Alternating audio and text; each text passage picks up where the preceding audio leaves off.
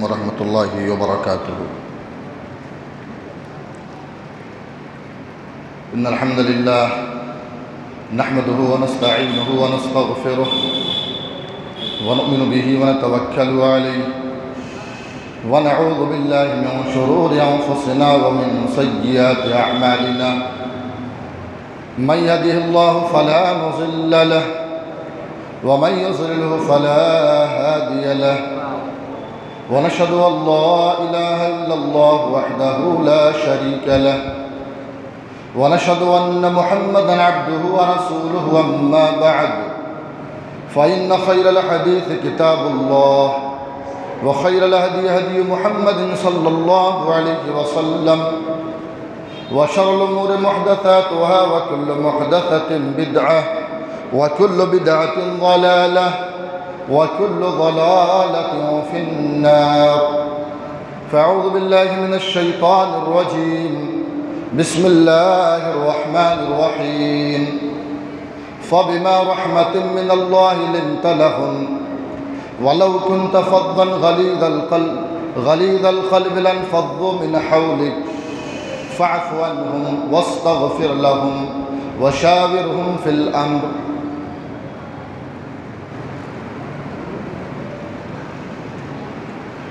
معزز و مکرم حاضرین مجلس،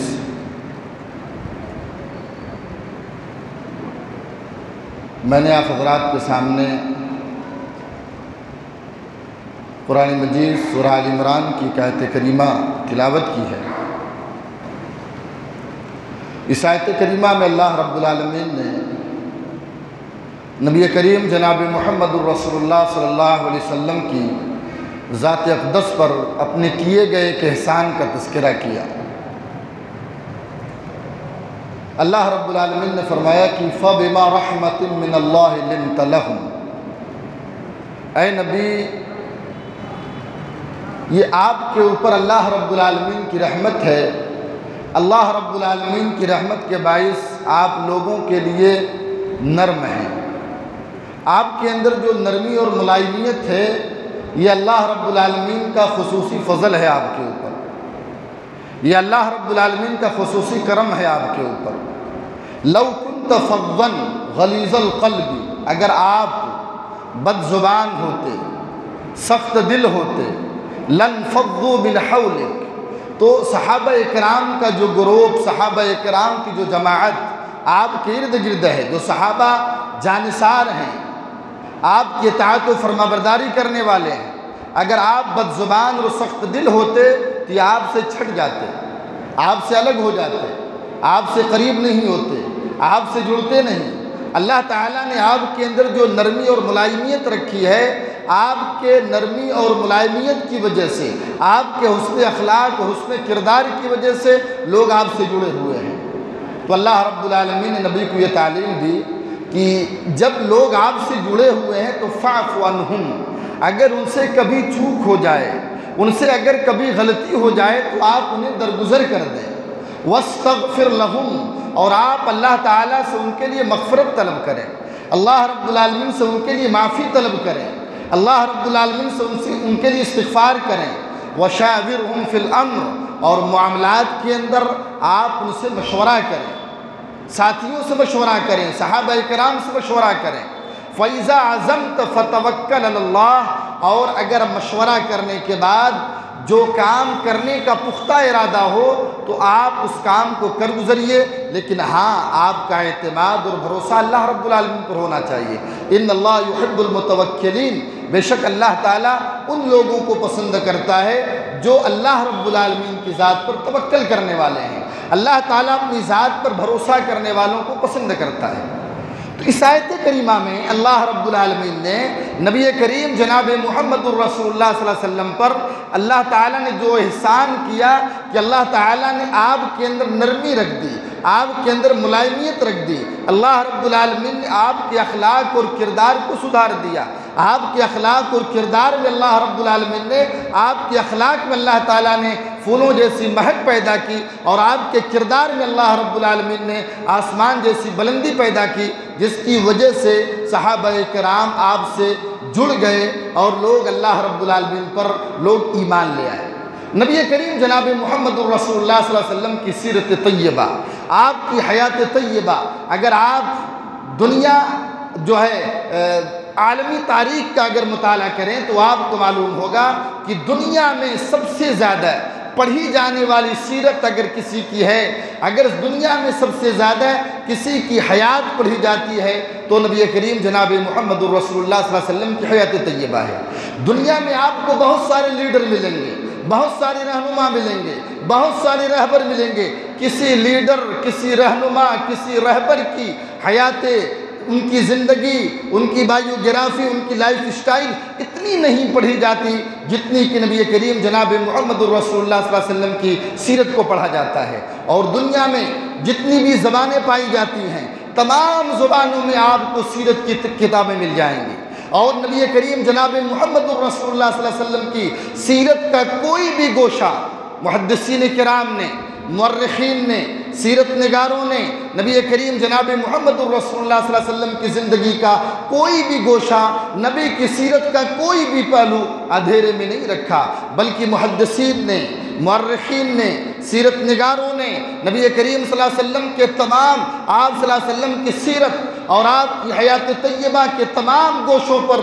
تفصیل روشنی ڈالی۔ جتنی تفصیل کے ساتھ نبی کریم صلی اللہ علیہ وسلم کی سیرت طیبہ آپ کو ملیں گی، جتنی تفصیل کے بعد نبی کی حیات مبارکہ آپ کو ملے گی، دنیا میں کسی لیڈر، دنیا میں کسی رہبر اور دنیا میں کسی رہنما کی سیرت یا ان کی بایوگرافی آپ کو اتنی تفصیل کے ساتھ نہیں ملے گی۔ اللہ کے نبی صلی اللہ علیہ وسلم کا اٹھنا بیٹھنا، چلنا پھرنا، سونا جاگنا، انداز تکلم، لوگوں سے بات کرنے کا انداز، اسی طریقے سے لوگوں سے خطاب کرنے کا انداز، غرض کی محدثین کرام نے، مورخین کرام نے نبی کریم جناب محمد الرسول اللہ صلی اللہ علیہ وسلم کی زندگی کے ایک ایک پہلو کو، آپ صلی اللہ علیہ وسلم کی حیات طیبہ کے تمام پہلوؤں پر روشنی ڈالی۔ کسی شاعر نے سچ کہا ہے، اجالا ہی اجالا ہے حیات رحمت عالم،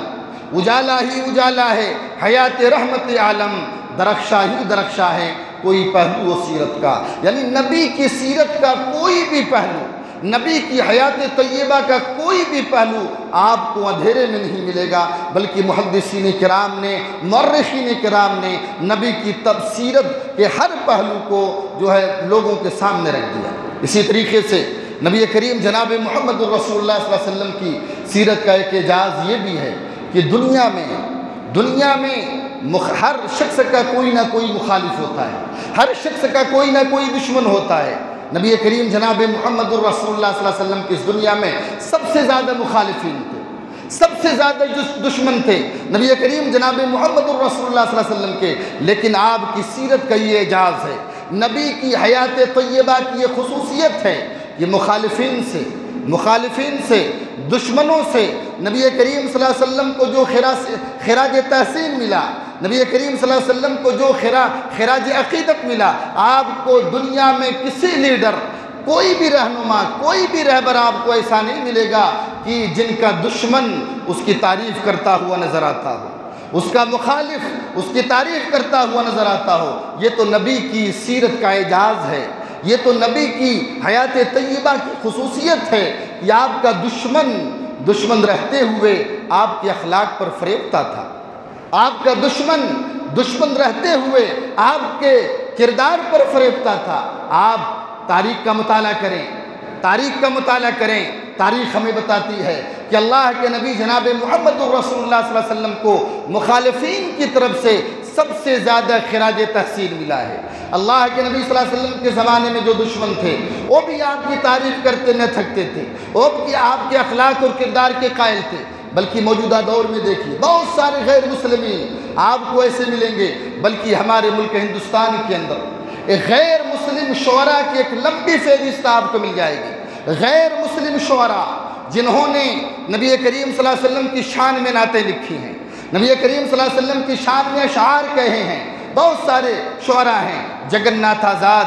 گلزار دہلوی، اسی طریقے سے مہندر سنگھ بیدی سحر، آپ ان کی نعتیں پڑھیے کہ عشق ہو جائے کسی سے کوئی چارہ تو نہیں، عشق ہو جائے کسی سے کوئی چارہ تو نہیں، صرف مسلم کا محمد پہ اجارہ تو نہیں۔ یہ مہندر سنگھ بیدی شہر کا شعر ہے۔ یعنی محمد صلی اللہ علیہ وسلم سے محبت کرنا، عقیدت کرنا، یہ صرف مسلمانوں کا کام نہیں ہے، بلکہ ہمیں بھی جو ہے محمد سے عقیدت ہے، ہمیں بھی محمد صلی اللہ علیہ وسلم سے محبت ہے۔ تو غیر مسلم شعراء نے بھی نبی کریم جناب محمد الرسول اللہ صلی اللہ علیہ وسلم کی تعریف اپنے اشعار میں کی ہے۔ اسی طریقے سے آپ دیکھیے امریکہ کا جو ہے مائیکل ہارٹ، اس نے جو کتاب لکھی دی 100، دنیا سے انسانی تاریخ، جہاں سے انسانی تاریخ محفوظ ہے، جہاں سے انسانی تاریخ محفوظ ہے، انسانی تاریخ میں سے اس نے 100 شخصیات کا انتخاب کیا، 100 لوگوں کا انتخاب کیا اس نے، اور مذہباً وہ کرسچن تھا، آج بھی زندہ ہے،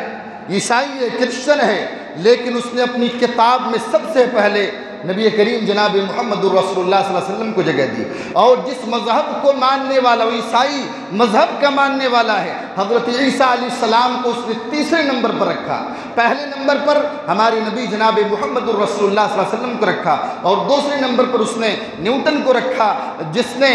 کی فزکس نے دنیا کے اندر ایک انقلاب برپا کیا۔ تیسرے نمبر پر اس نے حضرت عیسیٰ علیہ السلام کو رکھا، اور آگے چل کر 50ویں نمبر پر اس نے حضرت عمر فاروق رضی اللہ تعالیٰ عنہ کی شخصیت کو رکھا۔ بہرحال ایک کرسچن ہے، مذہباً کرسچن ہے، عیسائی ہے، اور اس نے نبی کریم جناب محمد الرسول اللہ صلی اللہ علیہ وسلم کی سیرت کو ہر پہلو سے اس نے پڑھا، ہر پہلو سے نبی کی سیرت طیبہ کا مطالعہ کیا، اور مطالعہ کرنے کے بعد اس نے اپنی کتاب میں سب سے پہلے نبی کریم جناب محمد الرسول اللہ صلی اللہ علیہ وسلم کو جگہ دی۔ اسی لیے کہا جاتا ہے الفضل ما شہدت بہ العادہ، فضیلت اس کی شمار کی جاتی ہے جس کے گن اس کے دشمن بھی گاتے ہیں، جس کی تعریف دشمن بھی کرتے ہیں، فضیلت اسی کی مانی جاتی ہے۔ مائیکل ہارٹ جو کرسچن تھا، عیسائی تھا، اس نے اللہ کے نبی صلی اللہ علیہ وسلم کی شخصیت کو پہلے نمبر پر رکھتا ہے، اس نے نبی کریم صلی اللہ علیہ وسلم کی سیرت کو ہر پہلو سے پڑھا تھا۔ لیکن افسوس کی بات یہ ہے، آج ہم مسلمان ہیں، اللہ رب العالمین نے ہمیں اسلام اور ایمان کی دولت سے نوازا ہے، لیکن ہم میں کتنے لوگ ہیں جنہوں نے اللہ کے نبی صلی اللہ علیہ وسلم کی سیرت کو شروع سے لے کر آخر تک پڑھا ہو؟ بہت کم ایسے ملیں گے، بہت کم، الا ماشاءاللہ، بہت کم ایسے ملیں گے جن کو سیرت نبوی سے شغف ہے، جنہوں نے نبی کی سیرت کو مکمل طور سے پڑھا ہے۔ اگر ہم نبی کی سیرت کو پڑھ لیں، نبی کی سیرت کو شروع سے لے کر آخر تک پڑھ لیں، سیرت نبوی کے متعلق جہاں بہت سارے فوائد ہیں، ان میں ایک فائدہ یہ ہے، ہمارا ایمان، ہمارا عقیدہ مضبوط ہوگا، نیک عمل کرنے میں لذت محسوس ہوگی اچھا عمل کرنے میں، اور ہمارا رشتہ اللہ رب العالمین سے بھی مضبوط ہوگا۔ تو نبی کی سیرت کو پڑھنے کی ضرورت ہے، اور نبی کی سیرت کے پیغام کو دنیا والوں کے سامنے پیش کرنے کی ضرورت ہے۔ یہ اللہ کے نبی صلی اللہ علیہ وسلم کی سیرت کا اعجاز تھا کہ آپ کے دشمن رہتے ہوئے بھی آپ کی تعریف کرتے ہوئے نہیں تھکتے تھے۔ آپ دیکھیے مطعم بن عدی مکہ کا سردار تھا، اللہ کے نبی صلی اللہ علیہ وسلم مکہ کے اندر دعوت کا کام کر رہے تھے، اور آپ نے دیکھا مکہ کے لوگ اللہ کے نبی صلی اللہ علیہ وسلم کی دعوت پر دھیان نہیں دے رہے ہیں، دعوت قبول نہیں کر رہے ہیں، تو اللہ کے نبی صلی اللہ علیہ وسلم طائف کا رخ کیا، آپ نے طائف کا رخ کیا، اور طائف میں آپ گئے دعوت توحید کو پھیلانے کے لیے، اللہ رب العالمین کے پیغام کو پھیلانے کے لیے، لوگوں کو اللہ رب العالمین سے جوڑنے کے لیے، اللہ رب العالمین کی بندگی کی طرف لوگوں کو بلانے کے لیے آپ نے طائف کا سفر کیا۔ طائف میں گئے، اور طائف کے لوگوں نے پتھروں سے آپ کا استقبال کیا، پتھروں سے آپ کو زخمی کیا۔ اب طائف میں لوگوں نے آپ کی بات نہیں مانی، آپ صلی اللہ علیہ وسلم مکہ چھوڑ کر طائف گئے تھے، اب طائف سے لوٹ کر مکہ آنا ہے، بڑا مشکل تھا مکے میں داخلہ، مکہ میں انٹری بڑی مشکل تھی۔ مطعم بن عدی جو کافر تھا، مکہ کا سردار تھا، اللہ کے نبی صلی اللہ علیہ وسلم کے اخلاق اور کردار کا قائل تھا، آپ کی حیات طیبہ کو اس نے بغور دیکھا تھا، اور وہ اپنے بیٹوں کے ساتھ کھڑا ہو جاتا ہے، اور اللہ کے نبی صلی اللہ علیہ وسلم کو لے کر اپنے تلواروں کے سائے میں اپنے بیٹوں کے ہاتھوں میں تلوار دیتا ہے، اور خود تلوار لے کر نبی کریم صلی اللہ علیہ وسلم کو لے کر مکہ میں داخل ہوتا ہے۔ یہ بہت بڑا احسان تھا مطعم بن عدی کا اللہ کے نبی صلی اللہ علیہ وسلم پر۔ مکہ کے اندر داخلہ ایک طریقے سے ممنوع تھا، لیکن آپ کی مدد مطعم بن عدی نے کی۔ ایک کافر تھا، ایک مشرک تھا، غزوہ بدر کے موقع پر جب 70 جو ہے کفار و مشرکین کو قید کیا گیا، اس موقع پر اللہ کے نبی صلی اللہ علیہ وسلم نے مطعم بن عدی کو یاد کیا، مطعم بن عدی کے احسان کو یاد کیا۔ اللہ کے نبی صلی اللہ علیہ وسلم نے صحابہ کرام سے کہا اور ان 70 کے 70 قیدیوں سے کہا، اگر آج مطعم بن عدی زندہ ہوتا، اگر آج مطعم بن عدی زندہ ہوتا اور مطعم بن عدی آ کر مجھ سے ان 70 قیدیوں کے بارے میں بات کرتا بلا کسی فدیے اور بلا کسی معاوضے کے، میں ان 70 کے 70 قیدیوں کو آزاد کر دیتا۔ مطعم بن عدی کا بہت بڑا احسان تھا اللہ کے نبی صلی اللہ علیہ وسلم پر، اور آپ نے احسان فراموشی نہیں کی۔ غزوہ بدر کے موقع پر تمام لوگوں کے سامنے آپ نے مطعم بن عدی کو یاد کیا۔ تو کفار و مشرکین جو اللہ رب العالمین کے دین کے دشمن تھے، نبی کے دشمن تھے، لیکن آپ کے اخلاق اور کردار پر فریبتا تھے۔ صلح حدیبیہ کے موقع پر عروہ بن مسعود الثقفی، اللہ کے نبی صلی اللہ علیہ وسلم حدیبیہ کے مقام پر آپ کو روک دیا گیا عمرہ کرنے سے، سفیر پر سفیر آ رہے تھے، مکہ کی طرف سے سفیر عروہ بن مسعود بن کر آئے۔ عروہ بن مسعود جو ہے لفظوں کے بادشاہ، باتوں کے دھنی، خطیب تھے۔ عروہ بن مسعود الثقفی اللہ کے نبی صلی اللہ علیہ وسلم صحابہ کرام کے ساتھ بیٹھے ہوئے تھے۔ عروہ بن مسعود الثقفی اللہ کے نبی صلی اللہ علیہ وسلم کے سامنے آ کر بیٹھ جاتے ہیں اور اللہ کے نبی سے گفتگو کر رہے ہیں۔ دوران گفتگو عروہ بن مسعود کا ہاتھ اللہ کے نبی صلی اللہ علیہ وسلم کے داہیے مبارک سے بار بار ٹچ ہوتا ہے۔ وہیں پر حضرت مغیرہ بن شعبہ تھے۔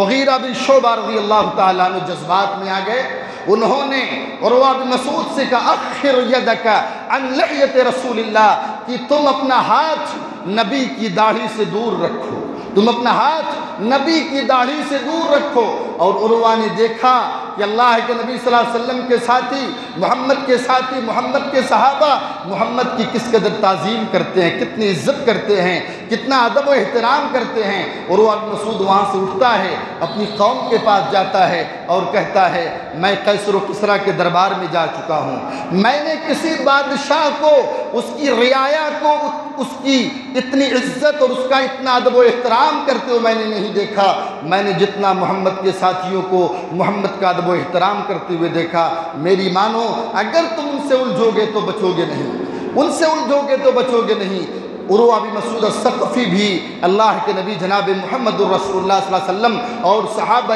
کرام کے اخلاق اور کردار کو دیکھ کر اتنا متاثر ہوا، ان کی جھال ڈار اور رہن سہن کو دیکھ کر اتنا متاثر ہوا، اس نے اپنی قوم کے پاس جا کر اپنی قوم کو سمجھایا۔ تو یہ اللہ کے نبی صلی اللہ علیہ وسلم کی سیرت کی خصوصیت اور آپ کی سیرت کا اعجاز تھا کہ آپ کے دشمن رہتے ہوئے بھی آپ کی تعریف کرتے تھے۔ دنیا میں آپ کو کوئی لیڈر، کوئی رہبر، کوئی رہنما نہیں ملے گا جس کے مخالف یا جس کے دشمن اس کی اتنی تعریف کرتے ہوں۔ یہ تو اللہ کے نبی صلی اللہ علیہ وسلم کی سیرت کا اعجاز تھا۔ اسی طریقے سے اللہ کے نبی جناب محمد الرسول اللہ صلی اللہ علیہ وسلم کی سیرت کا ایک اعجاز، آپ صلی اللہ علیہ وسلم کی سیرت کی ایک خصوصیت یہ ہے، آپ قرآن مجید پڑھیں، قرآن مجید نبی کی سیرت کی عظمت کس انداز میں بیان کرتا ہے۔ قرآن مجید میں اللہ رب العالمین نے اپنے نبی کی حیات طیبہ کی عظمت بیان کی ہے، نبی کی سیرت طیبہ کی عظمت بیان کی ہے۔ قرآن مجید آپ سورۃ الحجر پڑھیے، سورۃ الحجر، جہاں پر اللہ رب العالمین نے قوم لوط کا تذکرہ کیا، قوم لوط کا جہاں پر ذکر اللہ رب العالمین نے کیا، قوم لوط کے اخلاقی پستیوں کا جہاں پر تذکرہ اللہ رب العالمین نے کیا، وہیں پر اللہ رب العالمین نے اپنے نبی کی حیات طیبہ کی قسم کھائی ہے۔ اپنے نبی کی حیات طیبہ کی قسم کھا کر اللہ رب العالمین نے نبی کی سیرت اور نبی کی حیات طیبہ کو مثالی قرار دیا۔ قوم لوط کا ذکر اللہ رب العالمین نے کیا۔ قوم لوط آپ جانتے ہیں لواطت بازی میں منہمک تھی یہ قوم، ہومو سیکس کی موجد تھی یہ قوم، لواطت بازی کی موجد تھی یہ قوم، حضرت لوط علیہ السلام کی قوم۔ اللہ رب العالمین نے فرشتوں کو بھیجا قوم لوط کی طرف، فرشتے نوجوان، خوبصورت نوجوان کی شکل میں آئے اور قوم لوط کے جو نوجوان افراد تھے ان کی طرف بڑھے۔ حضرت لوط علیہ السلام بالکل بے بس تھے، مجبور تھے، اپنی قوم سے کہا کہ میری قوم کے لوگوں فاتقوا اللہ، اللہ رب العالمین سے ڈرو، ولا تخزونی فی ضیفی، یہ میرے مہمان ہیں، میرے مہمان کے سامنے مجھے ذلیل مت کرو، مجھے رسوا مت کرو۔ حضرت لوط علیہ السلام نے بار بار اپنی قوم کے لوگوں کو سمجھانے کی کوشش کی بالکل مجبور تھے، لاچار تھے، بے بس تھے، یہاں تک حضرت لوط علیہ السلام نے کہا الیس منکم رجل رشید، کیا تم میں ایک بھی بھلا آدمی نہیں ہے؟ کیا تم میں ایک بھی میری بات سمجھنے والا نہیں ہے؟ اور جب بالکل بے بس ہو گئے، حضرت لوط علیہ السلام نے اپنی قوم سے کہا ہاؤلائی بناتی ہن اطہر لکم، یہ میری لڑکیاں ہیں، یہ میری بیٹیاں ہیں، ان سے نکاح کرو، اپنی جنسی خواہشات کی تکمیل کرو۔ جب فرشتوں نے حضرت لوط علیہ السلام کی بے بسی دیکھی، حضرت لوط علیہ السلام کی مجبوری دیکھی، حضرت لوط علیہ السلام کی لاچاری دیکھی، ان فرشتوں نے کہا گھبراؤ مت، ہم انسان نہیں ہیں بلکہ ہم تو اللہ رب العالمین کے فرشتے ہیں، ہم کو اللہ نے بھیجا ہے ان کو ہلاک کرنے کے لیے، ان کو برباد کرنے کے لیے۔ اسی پس منظر میں اللہ رب العالمین نے اپنے نبی کی حیات طیبہ کی قسم کھائی، لعمرک اے نبی آپ کی حیات کی قسم، لعمرک اے نبی آپ کی حیات کی قسم، انہم لفی سکرتہم یامہون، یہ لوگ اپنی مستیوں میں بالکل حد سے تجاوز کر رہے ہیں، تیری حیات کی قسم۔ یہاں پر اللہ رب العالمین نے اپنے نبی کی حیات طیبہ کی قسم کھائی۔ آپ سوچو جس زندگی کی قسم اللہ رب العالمین کھائے، ہم غیر اللہ کی قسم نہیں کھا سکتے۔ یہ اللہ رب العالمین کی شان ہے کہ اللہ تعالیٰ اپنی مخلوقات کی قسم کھائے، ہم اللہ رب العالمین کے علاوہ کسی اور کی قسم نہیں کھا سکتے، ہم صرف اور صرف اللہ رب العالمین کی قسم کھائیں گے۔ آپ سوچیں جس زندگی کی قسم، جس سیرت اور جس حیات طیبہ کی قسم اللہ رب العالمین کھائے، وہ زندگی کتنی بے داغ زندگی ہوگی، وہ زندگی کتنی مثالی زندگی ہوگی، وہ زندگی کتنی آئیڈیل زندگی ہوگی۔ اسی لیے اللہ رب العالمین نے نبی کی زندگی کو اسوہ اور قدوہ قرار دیا۔ گویا اللہ نے یہ پیغام دیا، اے نبی ایک طرف قوم لوط کے کردار کی یہ پستی، ایک طرف حضرت لوط علیہ السلام کی بے بسی ان کی قوم کے سامنے، اور ایک طرف ہے نبی آپ کی سیرت کا کمال، آپ کے کردار کا کمال اور آپ کے کردار کا جمال۔ یہ پیغام اللہ رب العالمین نے دیا۔ نبی کریم جناب محمد الرسول اللہ صلی اللہ علیہ وسلم کی حیات طیبہ کی قسم کھا کر اللہ رب العالمین نے نبی کریم صلی اللہ علیہ وسلم کی حیات طیبہ کو مثالی قرار دیا۔ اسی طریقے سے نبی کریم جناب محمد الرسول اللہ صلی اللہ علیہ وسلم کی حیات طیبہ کا آپ مطالعہ کریں تو آپ کو معلوم ہوگا، اسی حیات طیبہ کو لے کر نبی کریم صلی اللہ علیہ وسلم نے اپنی اسی سیرت کو لے کر اپنے دشمنوں سے چیلنج کیا تھا، اپنے دشمنوں سے چیلنج کیا تھا، اور ایسے ویسے دشمن نہیں بلکہ جنہوں نے آپ کو ساحر، شاعر اور مجنون کا لقب دے رکھا تھا، جنہوں نے آپ کی تکذیب کی تھی، جو آپ کو جھٹلاتے تھے، ایسے لوگوں سے آپ نے چیلنج کیا تھا۔ ابو جہل تھا، ابو لہب تھا، ولید بن مغیرہ تھا، نضر ابن حارث تھا، بڑے بڑے دشمن تھے۔ نبی کریم صلی اللہ علیہ وسلم نے ان کے سامنے جا کر اپنی حیات طیبہ کو لے کر آپ نے ان سے چیلنج کیا، اور آپ نے فرمایا فقط لبثت فیکم عمرا من قبلہ، کہ میں تم سے پہلے، یعنی میری زندگی کے 40 سالہ ورق، میری زندگی کے 40 سالہ ورق تمہاری نظروں کے سامنے، نبوت سے پہلے، یعنی 40 سال کی عمر میں آپ کو نبی بنایا گیا، تو آپ نے فرمایا میری زندگی کے 40 سالہ ورق تمہاری نظروں کے سامنے ہے، دکھاؤ کوئی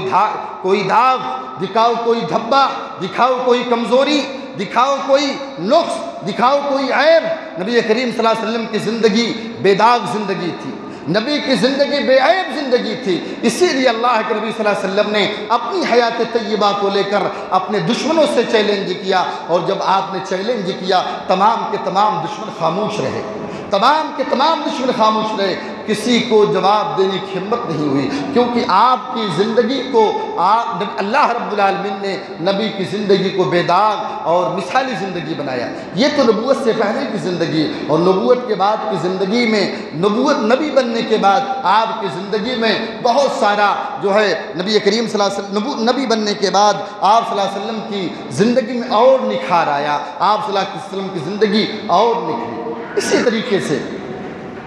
اللہ کے نبی صلی اللہ علیہ وسلم کی سیرت اگر آپ پڑھیں تو آپ کو معلوم ہوگا کہ اللہ کے نبی صلی اللہ علیہ وسلم نے ہمارے سامنے بلکہ دنیا والوں کے سامنے 2 نمونے رکھے، ایک مکی اسوہ نبوی اور ایک مدنی اسوہ نمونی۔ یہ دو نمونے آپ نے دنیا والوں کے سامنے رکھے، مسلمانوں کے سامنے آپ نے دو نمونے رکھے، ایک مکی اسوہ اور ایک مدنی اسوہ۔ یہ پیغام اللہ کے نبی صلی اللہ علیہ وسلم نے دیا کہ جس علاقے میں، جس ملک میں جہاں پر مسلمانوں کی تعداد زیادہ ہو، مسلمان با اقتدار ہوں، مسلمان با اقتدار ہوں، با اختیار ہوں، مسلمانوں کے ہاتھ میں جو ہے اقتدار ہو، تو وہاں پر مسلمانوں کو چاہیے کہ نبی کی مدنی زندگی سے پیغام حاصل کریں، نبی کی مدنی زندگی سے روشنی حاصل کریں، نبی کی مدنی زندگی کو سامنے رکھ کر لاہے عمل تیار کریں۔ کیونکہ مدینہ کے اندر جب آپ ہجرت کر کے مدینہ گئے، مدینہ میں مسلمانوں کی تعداد زیادہ تھی، آپ نے جو ہے مدینہ میں جانے کے بعد اسلامی ریاست کی بنیاد رکھی۔ وہ جہاں پر مسلمانوں کی تعداد زیادہ ہو، نبی کی جو مدنی زندگی ہے، مدنی زندگی سے روشنی حاصل کی جائے، اور جہاں پر مسلمانوں کی تعداد کم ہو، وہاں کے لوگوں کو چاہیے کہ نبی کی مکی زندگی کا مطالعہ کریں اور نبی کی مکی زندگی سے روشنی حاصل کریں۔ اور مکہ کے اندر آپ نے صبر کی تعلیم دی، تحمل کی تعلیم دی، برداشت کی تعلیم دی۔ یہ تعلیمات اللہ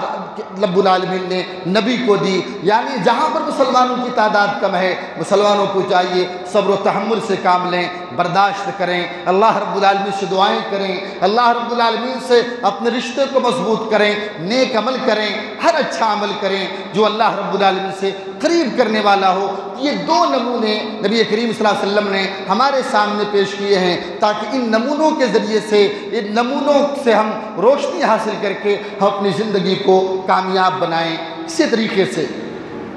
نبی کریم جناب محمد الرسول اللہ صلی اللہ علیہ وسلم کی سیرت کی جہاں بہت ساری خصوصیات ہیں، وہیں پر نبی کریم صلی اللہ علیہ وسلم کی ایک خصوصیت یہ بھی ہے کہ آپ نے ہمیں یہ تعلیم دی ہے، آپ نے ہمیں یہ سبق سکھایا کہ ہم دشمنوں کا مقابلہ کیسے کریں، دشمنوں کی دشمنی کا مقابلہ کیسے کریں۔ اللہ کے نبی صلی اللہ علیہ وسلم نے یہ تعلیم دی ہے کہ دشمنوں کی دشمنی کا مقابلہ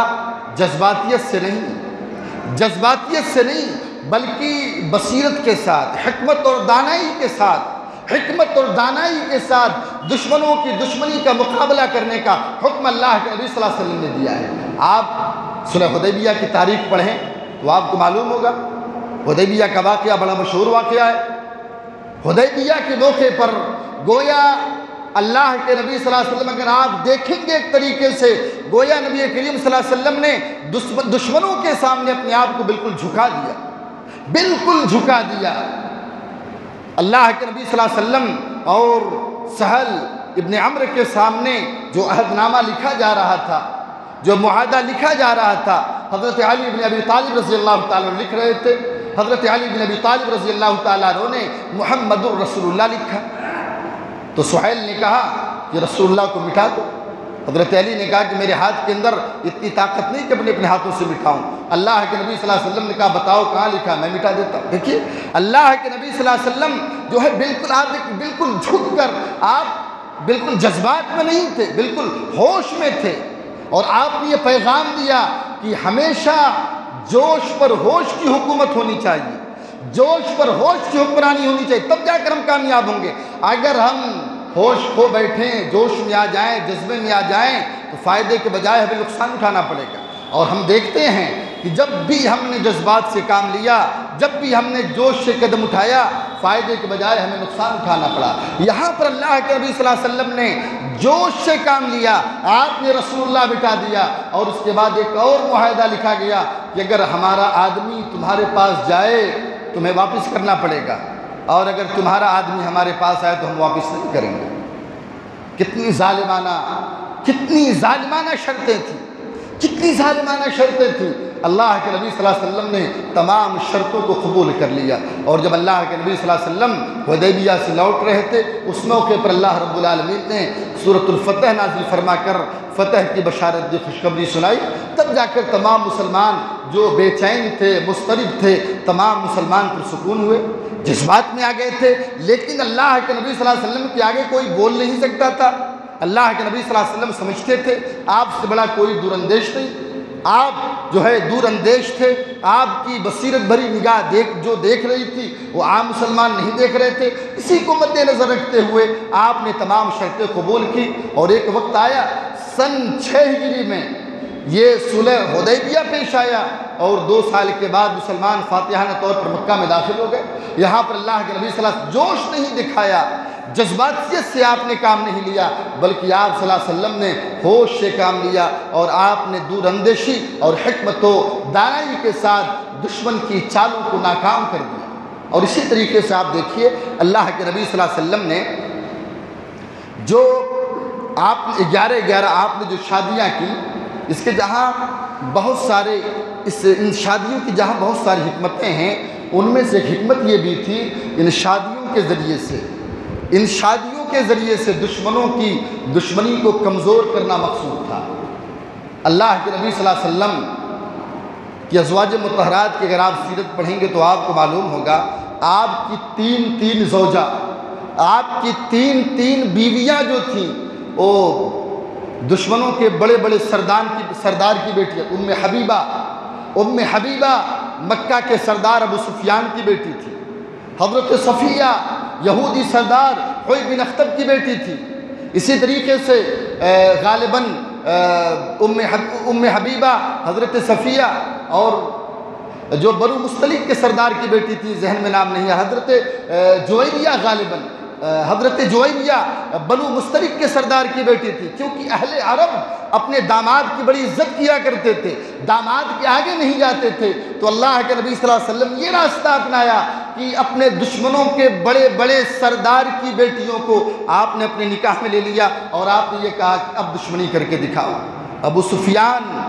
جو مکہ کا سردار تھا، نبی کا سب سے بڑا دشمن تھا، آگے چل کر مسلمان حضرت ابو سفیان، لیکن اللہ کے نبی صلی اللہ علیہ وسلم نے جب ابو سفیان کی بیٹی ام حبیبہ سے نکاح کیا، اس وقت ابو سفیان مسلمان نہیں ہوئے تھے، تو اللہ کے نبی صلی اللہ علیہ وسلم نے جو کئی شادیاں کی، آپ نے کئی خواتین کو اپنے نکاح میں لیا، ان کی جہاں بہت ساری حکمتیں تھیں، وہاں پر ایک حکمت یہ بھی تھی کہ دشمنوں کی دشمنی کو کمزور کرنا مقصود تھا۔ اسی طریقے سے اللہ کے نبی صلی اللہ علیہ وسلم نے دنیا والوں کو یہ پیغام دیا، آپ نے دنیا والوں کو یہ درس دیا اور یہ بتایا کہ اصل فتح جو ہے ملک اور تخت کی فتح نہیں ہوتی، بلکہ اصل فتح تو دلوں کی فتح ہوتی ہے، اور اللہ کے نبی صلی اللہ علیہ وسلم فاتح الملوک ہونے کے ساتھ ساتھ فاتح القلوب تھے، آپ نے شہر اور علاقوں کو فتح کیا، وہیں پر آپ نے لوگوں کے دلوں کو بھی فتح کیا۔ جہاں پر آپ نے ملک اور علاقے کو فتح کیا، وہیں پر آپ صلی اللہ علیہ وسلم نے لوگوں کے دلوں کو فتح کیا۔ آپ دیکھیے فتح مکہ کے موقع پر جب آپ فاتحانہ طور پر مکہ میں داخل ہوئے، آپ نے اعلان کر دیا ہر طرف امن ہی امن ہے، آپ نے اعلان کر دیا جو ابو سفیان کے گھر میں داخل ہوگا اس سے امن ہے، جو خانہ کعبہ میں داخل ہو جائے گا اس سے امن ہے، جو ہمارے پاس آ جائے اس سے بھی امن ہے، امن کا پروانہ آپ نے جاری کر دیا۔ لا تثریب علیکم اليوم انتم الطلقاء، آج کسی پر کارروائی نہیں کی جائے گی، آج کسی سے بدلہ نہیں لیا جائے گا۔ اس موقع پر غالباً حضرت سعد رضی اللہ تعالیٰ عنہ تھے، اس موقع پر انہوں نے کہہ دیا تھا الیوم یوم الملحمہ، آج کا دن لڑائی کا دن ہے، خونریزی کا دن ہے۔ جب اللہ کے نبی صلی اللہ علیہ وسلم نے حضرت سعد کی زبان سے یہ جملہ سنا تو آپ نے فرمایا کہ نہیں، الیوم یوم المرحمہ، آج لڑائی اور خونریزی کا دن نہیں ہے، بلکہ آج تو جو ہے ہمدردی کا دن ہے، آج تو معافی کا دن ہے، آج تو درگزر کا دن ہے، لوگوں کو معاف کر کے لوگوں کے دلوں کو جیتنے کا دن ہے، لوگوں کے دلوں پر حکومت کرنے کا دن ہے، اور آپ نے اس موقع پر تمام لوگوں کو معاف کر کے آپ نے لوگوں کے دلوں کو جیت لیا، اور اس کا نتیجہ یہ ہوا کہ بکثرت لوگ حلقہ اسلام میں داخل ہو گئے۔ کہ شاعر نے کہا ہے کہ ظالم سے لیا ظلم کا بدلہ نے کسی وقت، مارا بھی تو اخلاق کی تلوار سے مارا۔ یہ اللہ کے نبی صلی اللہ علیہ وسلم کا کردار تھا، یہ اخلاق نبوی تھا، جس سے متاثر ہو کر لوگ بکثرت حلقہ اسلام میں داخل ہو رہے تھے۔ آپ نے دنیا والوں کو یہ پیغام دے دیا ہے کہ اگر لوگوں کے دلوں پر حکومت کرنی ہے، لوگوں کے دلوں کو جیتنا ہے تو محبت تقسیم کرو، لوگوں کو معاف کرو، عفو درگزر سے کام لو، تب جا کر تم لوگوں کے دلوں کو جیت سکتے ہو، تلوار کے ذریعے سے تخت حاصل کیا جا سکتا ہے، لیکن اگر تم لوگوں کے غلطیوں کو معاف کر دیتے ہو، لوگوں کی غلطیوں کو درگزر کر دیتے ہو، اس کے ذریعے سے تم اس کے دلوں پر حکومت کرنے لگو گے۔ اسی طریقے سے اللہ کے نبی صلی اللہ علیہ وسلم کی سیرت کا مطالعہ ہمیں بتاتا ہے کہ ہمارے نبی کا کوئی دربار نہیں تھا، ہمارے نبی کا کوئی دربار نہیں تھا، لیکن اس وقت کے جو دربار تھے، وقت کے درباروں میں ہمارے نبی کا چرچا تھا، ہمارے نبی کے جانشینوں کا چرچا تھا، ہمارے نبی کے صحابہ کا چرچا تھا۔ نبی کا کوئی دربار نہیں تھا، لیکن وقت کے درباروں میں نبی کا رعب و دبدبہ تھا۔ ہرقل نے اپنے دربار میں ابو سفیان کو طلب کیا، اور ابو سفیان سے اس نے بہت سارے سوالات کیے۔ ابو سفیان نے تمام سوالات کا صحیح جواب دیا، بالکل صحیح جواب دیا۔ جواب سننے کے بعد ہرقل نے کہا، ان کان ما تقول حقا، میں نے تم سے جو سوال کیا ہے، اور اگر تم نے بالکل صحیح جواب دیا ہے، اگر تم نے بالکل صحیح جواب دیا ہے، اگر تم نے جو بھی باتیں کی ہیں اگر وہ برحق ہیں، سچ ہیں، تو وہ دن دور نہیں فَسَيَمْلِكُ مَوْضِعَ قَدْمِ هَاتَيْنِ، وہ دن دور نہیں، میں جہاں پر کھڑا ہوں، جہاں پر تم کھڑے ہو، اس دن کا مالک بننے میں اسے وقت نہیں لگے گا۔ ایک وقت آئے گا جہاں پر میں کھڑا ہوں، جہاں پر تم کھڑے ہو، اس جگہ کا وہ مالک بہت جلد بن جائے گا۔ یعنی وقت کے دربار میں نبی کریم صلی اللہ علیہ وسلم کے چرچے تھے۔ کیوں چرچے تھے؟ ان کا عقیدہ مضبوط تھا، ان کا ایمان مضبوط تھا، ان کا رشتہ قرآن سے مضبوط تھا، ان کا رشتہ اللہ رب العالمین سے مضبوط تھا، ان کے اندر عمل صالح تھا، متحد تھے، وہ لوگ بالکل متحد تھے، منتشر نہیں تھے۔ اور انہی وجوہات کی بنا پر اللہ رب العالمین نے صحابہ کرام کو یہ کامیابی عطا کی۔ اور اگر آج ہم بھی اپنے ایمان کو مضبوط کریں، اپنے عقائد کو مضبوط کریں، اسی طریقے سے عمل صالح نیک عمل کریں، اپنی صفوں میں اتحاد پیدا کریں، اللہ رب العالمین سے اگر ہم جڑ جائیں تو اللہ رب العالمین کی نصرت، اللہ تعالیٰ کی تائید آج بھی ہمارے اوپر نازل ہوگی۔ آج بھی اللہ رب العالمین کی نصرت، اللہ رب العالمین کی تائید ہمارے اوپر آج بھی نازل ہوگی، اگر ہم اللہ رب العالمین سے اپنا رشتہ مضبوط کر لیں، اللہ رب العالمین سے اگر آج ہم اپنے رشتے کو جوڑ لیں، یقین اللہ تعالیٰ کی مدد، اللہ تعالیٰ کی تائید ہمارے اوپر نازل ہوگی۔ اللہ کے نبی جناب محمد رسول اللہ صلی اللہ علیہ وسلم کی سیرت کے بہت سارے پہلو ہیں، وقت نہیں ہے کہ نبی کریم صلی اللہ علیہ وسلم کے تمام سیرت کے تمام پہلوؤں کو آپ کے سامنے رکھا جائے، آپ کے سامنے بیان کیا جائے۔ اللہ کے نبی صلی اللہ علیہ وسلم نے دنیا والوں کے سامنے جو تعلیم پیش کی سب سے بہترین تعلیم تھی۔ آپ نے جو کردار دنیا والوں کے سامنے پیش کیا سب سے بہترین کردار تھا۔ آپ نے جو اخلاق دنیا والوں کے سامنے پیش کیا سب سے بہترین اخلاق تھا۔ آپ کی تعلیم، آپ کے اخلاق اور آپ کے کردار سے بہتر دنیا والوں کو کوئی تعلیم، دنیا والوں کو آپ کے دستور سے بہتر، آپ کے بنائے ہوئے قانون سے بہتر دنیا والوں کو کوئی قانون نہیں ملے گا، کوئی دستور نہیں ملے گا، کوئی نبی کریم صلی اللہ علیہ وسلم سے بہتر دنیا والوں کو کوئی رہبر نہیں ملے گا۔ اس لیے ضرورت اس بات کی ہے کہ ہم اپنے نبی کی سیرت کو اپنی زندگی میں نافذ کریں اور نبی کریم صلی اللہ علیہ وسلم کی سیرت کو لوگوں تک پہنچائیں۔ یہ ہماری ذمہ داری بنتی ہے، یہ ہماری مسلمان ہونے کے ناطے ہماری ذمہ داری بنتی ہے کہ اللہ کے نبی صلی اللہ علیہ وسلم کا جو طریقہ تھا، آپ کی جو سنت تھی، نبی کریم صلی اللہ علیہ وسلم کی سنت کے مطابق ہم اپنی زندگی گزاریں، آپ صلی اللہ علیہ وسلم کے طریقے کے مطابق ہم زندگی گزاریں۔ اللہ رب العالمین سے دعا ہے کہ اللہ تبارک و تعالی ہمیں سیرت نبوی کا مطالعہ کرنے کی توفیق عطا فرما۔ اللہ تعالی ہمیں سیرت نبوی کی خصوصیات کو سمجھنے اور دوسروں تک پہنچانے کی توفیق عطا فرما۔ اللہ تعالی ہم سب کو زیادہ سے زیادہ نیک اعمال انجام دینے کی توفیق عطا فرما۔